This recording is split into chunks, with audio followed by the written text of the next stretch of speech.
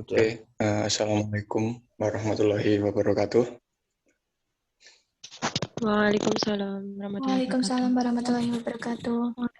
Warahmatullahi Bagi wabarakatuh. teman-teman, saya izin mematikan kamera ya. Minggu ini sudah masuk minggu ke-5. Agenda minggu kemarin kita sudah membahas mengenai tim artistik dan tim produksi. Untuk agenda minggu ini, kita akan membahas skrip atau pembedahan naskah. Nanti teman-teman bisa sambil dilihat di WhatsApp group yang sudah saya share skripnya. Terkait pembedahan naskah, di sini saya akan memberikan gambaran umum terlebih dahulu mengenai drama ini. Jadi saya ceritakan kembali, penceritaan drama ini mengisahkan mengenai keluarga kecil yang mana Mas, memiliki keterikatan hubungan. perlu share screen buat Gimana? naskahnya. Ya enggak apa-apa, biar teman-teman bisa sekalian ngelihat. Oke.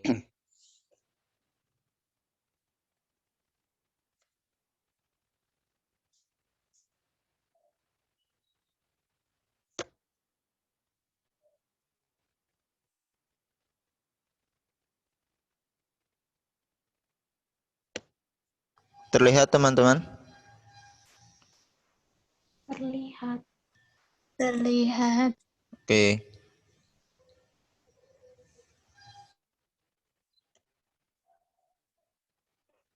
Dinaikkan, Mas. Oh, mentok.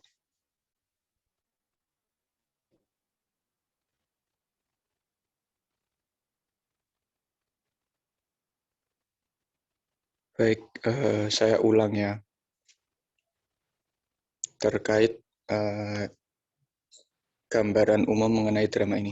Jadi, pada drama ini mengisahkan keluarga kecil yang memiliki keterikatan hubungan yang baik dari keluarga tersebut satu sama lain.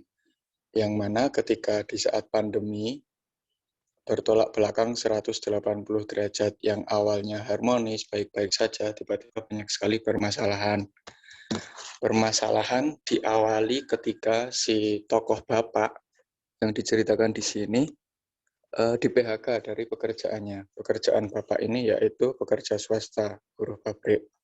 Kemudian masalah muncul lagi diikuti dengan perekonomian si anak pertama atau si anak perempuan yang merantau kerja di luar daerah sebagai penjaga toko.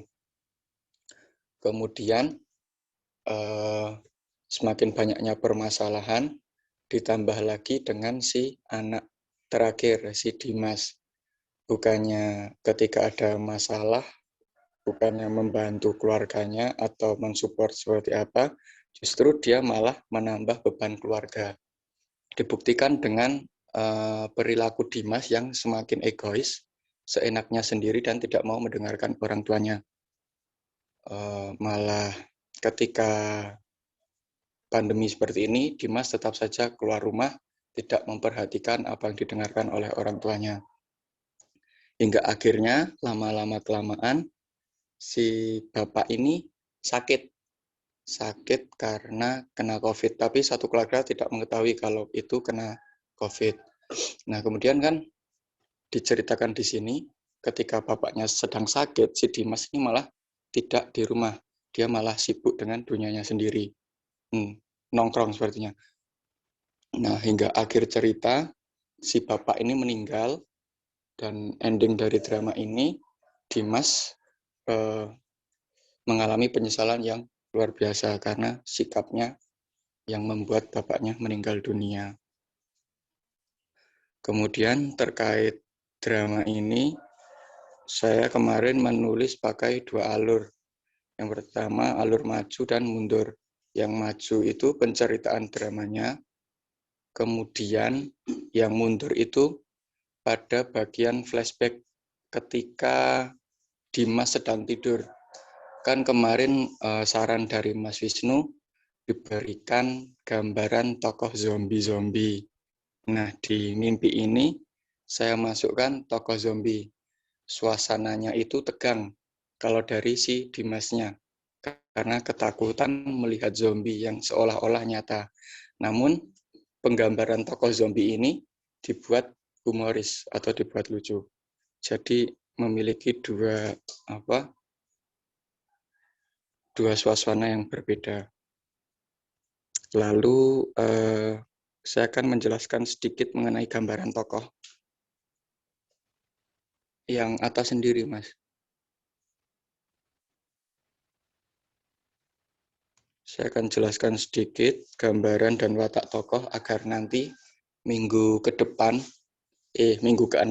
saat kita reading lebih bisa menjiwai karakter setiap tokohnya.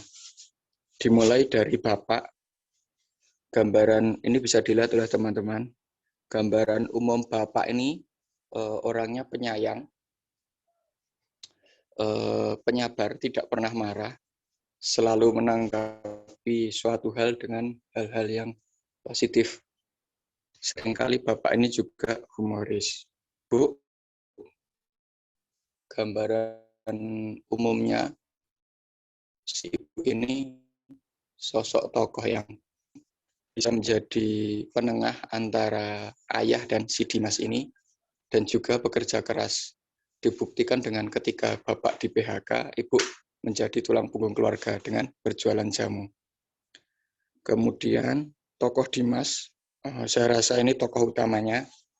Dimas ini anaknya humoris ketika awal-awal drama, namun lama-kelamaan sikapnya berubah menjadi agak keras kepala dan egois. Kemudian si tokoh Dinda. Dinda ini anak pertama atau anak cewek yang merantau bekerja di toko sebagai pegawai. Kemudian ada tokoh utility. Tokoh utility ini ada 3, yaitu Bu Endang, Bu Dian, dan Bu Andi. Ini tokoh pembantu hanya ada pada satu scene saja ketika mereka digambarkan sebagai tokoh ibu-ibu yang senang berbelanja di tukang sayur keliling. Gambarannya ibu-ibu yang suka mencibir atau membicarakan orang, seperti itu. Mungkin itu saja dari pembedahan naskah. Mungkin kalau dari teman-teman ingin memberikan usulan, argumen, silahkan.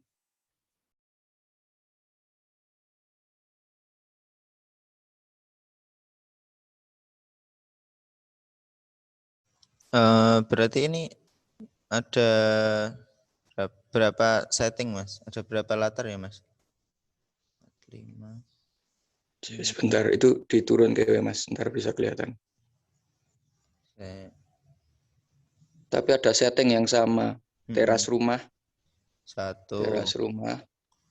2, 3.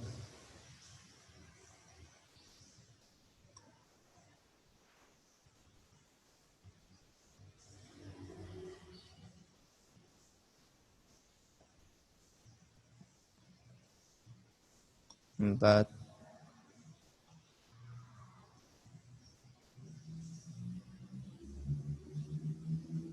5.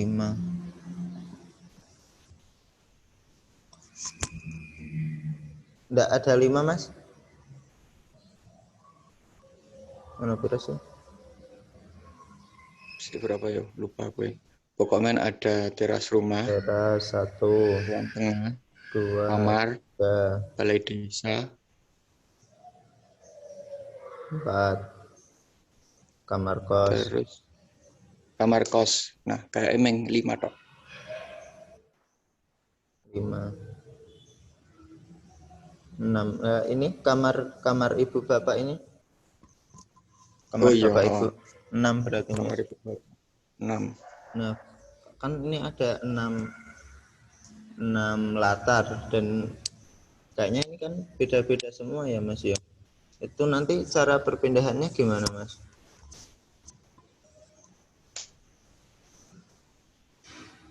Ya, seperti drama pada umumnya itu, Mas. Semisal kan pakai lampu itu ya. Pakai lampu sorot iya. itu. Iya. Tapi kalau semisal kesusahan pakai lampu kayak gitu, kalau diedit saja gimana? Apa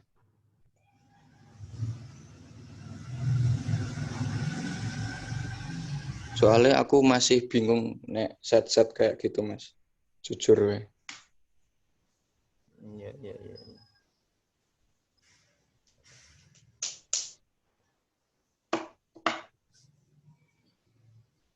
Gimana, teman-teman? Udah ada gambaran sedikit teman-teman tentang drama yang akan kita pentaskan.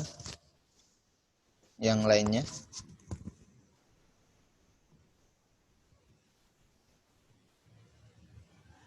Oh iya, sekalian sedikit. Oh, iya, iya. Ya, itu kalau misalnya kalau misalnya lampunya nggak ada gitu, lampu sorotnya, terus bentar. Terus kalau misalnya kan tadi katanya diedit. Nah, kalau diedit itu kayak efek redup atau gimana gitu maunya. Maksudnya kayak kan pas misalnya pas pertama itu di rumah gitu, di teras rumah, terus mau pindah ke kamar gitu. Itu pakai efek redup kayak gitu. Atau gimana?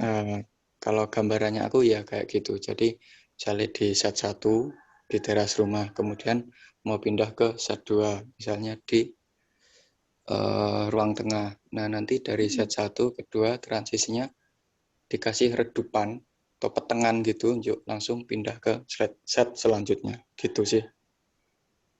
Oke. Terus kalau misalnya ininya apa kan kalau di teras sama di kamar kan beda kan, itu langsung berarti sambil kayak ngeredupin kayak gitu terus langsung nata panggung lagi kan, maksudnya Iya, nata apa ya, kayak backgroundnya kalau bisa di kamar itu ada kayak suara atau apa gitu, misal gitu kan. iya Mbak, tetap merubah set lagi kan. Settingnya kan sudah beda tempat dong. Antara teras rumah dan kamar. Gitu. Oke. Kayaknya tetap butuh orang banyak ya Mas ya. Maksudnya buat ngendel perpindahan itu kan juga butuh lampu gitu tuh. Masuk pemain Iya, juga. makanya. Apa meh disusut tokohe. Kan itu ada utility-nya 3. Apa meh dihilangkan. Apa meh minta tolong orang buat bantuin. Nah gitu Kan soal nggak butuh. apa-apa kalau ada teman-teman yang nganggur. Sekiranya bisa sih. Sepertinya. Teman-teman di Magelang kan banyak loh. Seperti Mas Hanif, Mas Fuad, Mas Kiki. Nanti bisa dimintai tolong. Ya Mas, masuk ya. Nah, ini terkait apa ya? Oh iya, sekalian kemarin udah tanya-tanya buat tempat ada di Dukuh kemarin yang dipakai buat PS. Itu harganya 150 per hari.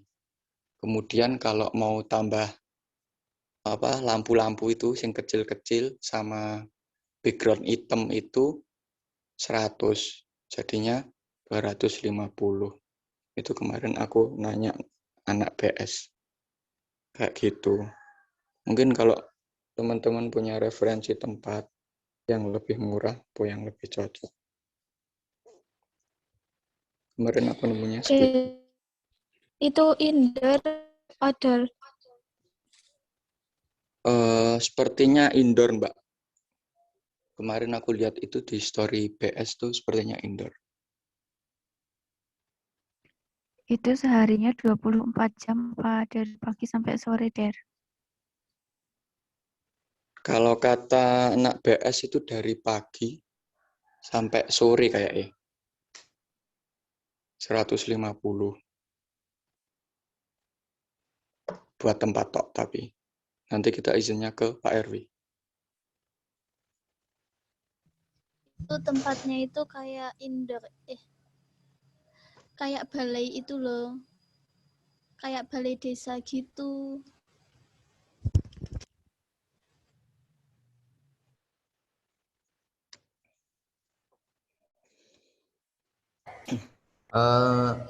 Mas terkait propertinya ini misal ya, kalau yang di kamar tidur kan itu pasti butuh ranjang. Nah itu kita bikin seperti itu juga nggak Mas? Terus yang di Kalau dari saya ya seharusnya iya. Tapi saya masih mikir gitu, nyari-nyari properti. Mm-mm. Di ruang tengah. Ya kali ini gimana ya? Meh pinjem, meh gimana? Terus saya bingung aku juga.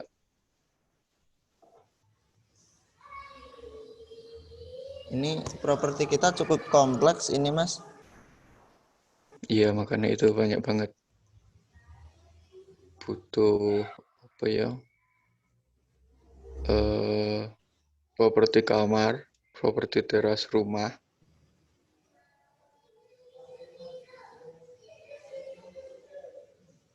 Ya itu kendalanya masih banyak kendalanya antara nih properti terus nanti perpindahan set.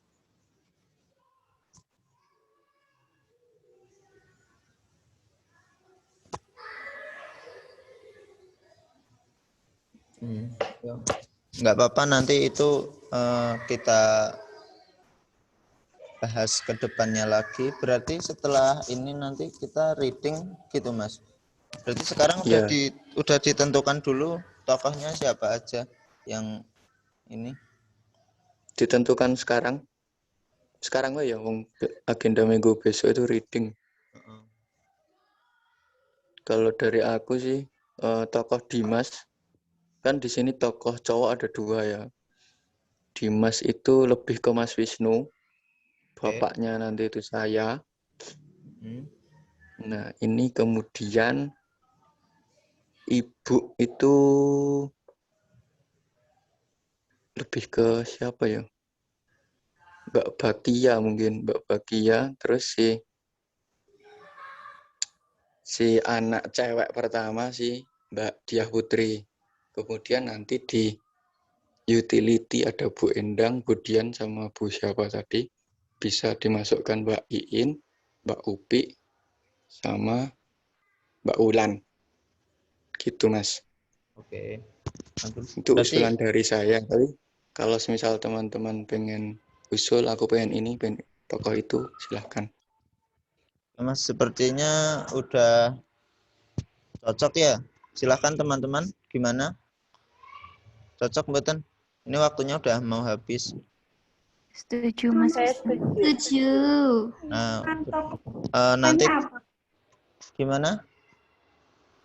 Kan itu ada pembagian tokoh. Aku belum dapat sama Alma kayaknya belum dapat. Nah, ya. Nggak semua itu dapat tokoh, Mbak. Jadi nanti yang mohon maaf belum dapat tokoh, nanti bantu di luar ini. Di luar tokoh gitu. Soalnya ini emang kalau bisa sih tokohnya dipersusut lagi.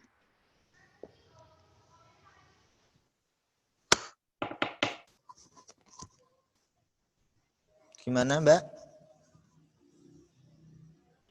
Oke.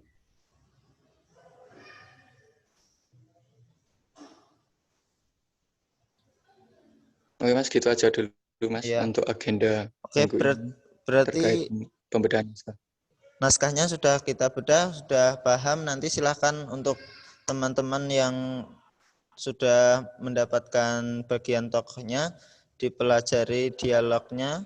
Besok pertemuan selanjutnya kita akan mencoba reading, mencoba membaca dengan sesuai dialognya gitu ya. Ini waktunya sudah mau habis. Berarti silahkan ditutup saja Mas Dery. Oke, terima kasih. Mungkin itu saja agenda kita pembahasan minggu ini. Sekian. Assalamualaikum warahmatullahi wabarakatuh. Waalaikumsalam Waalaikumsalam. Mau screenshot dulu enggak? Siapa yang screenshot? Ulan. Cepet Wul. Pik tau mah. Oh iya. Wul. Tangkapan layar Wul. Cepet Rena. Cek aku dong ada sih. Bukan. Cepet tuh. Oke. Ya weh.